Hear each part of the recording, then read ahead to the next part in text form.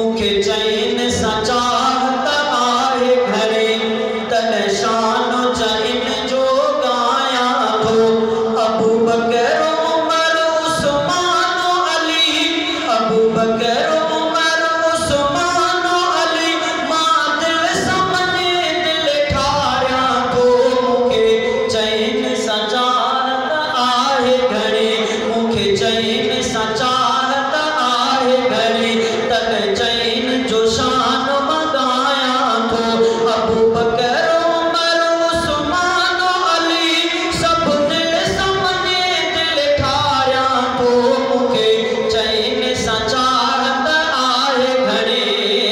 सिद्दीक़ सदाकत में अफजल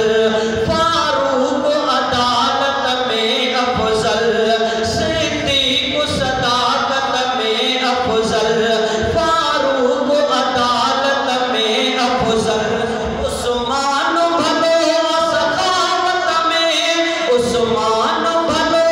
सखावत में ऐं अली के बहादुर भाया थो मुखे चैन सा चाहत आहे घरे तन शान चैन जो गाया थो अबू बकर उमर उस्मान अली सब दिल समझे दिल ठारिया थो मुखे चैन सा चाहत आहे घरे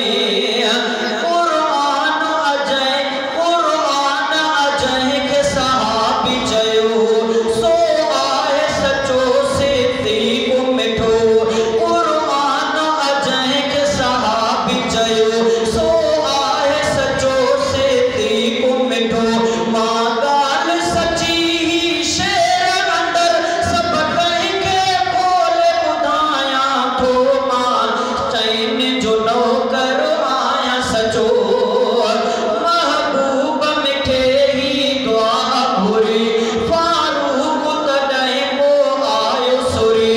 महबूब मिठे ही दुआ घुरी फारूक तॾहिं पोइ आयो सुरी मुरसल खे ख़ुदा ॼणो हीअं चयो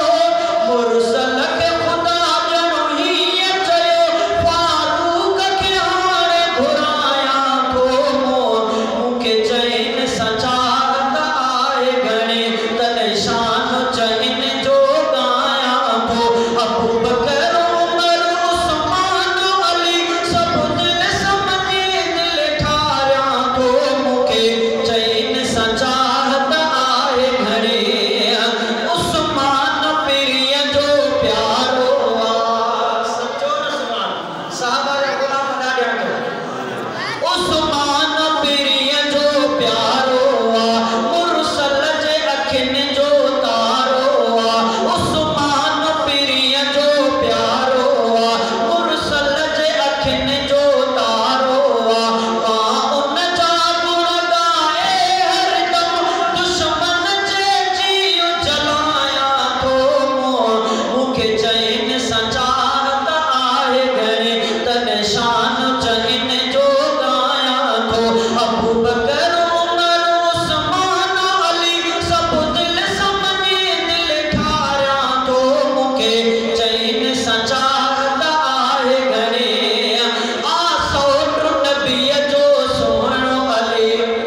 आसोट नबीअ जो सोहणो अली हू आहे वलीअन जो बि भले आसोट नबीअ जो सोहणो अली हू आहे वलीअन जो बि भले मां हैदर जो हरदम जग में ऐं ख़ुद खे ग़ुलाम सॾायां थो मुखे चैन सा चाहत आहे घणे लिखो शान चैन जो हबीब सदा लिखो शान चैन जो हबीब सदा कर जान बहोड़ चैन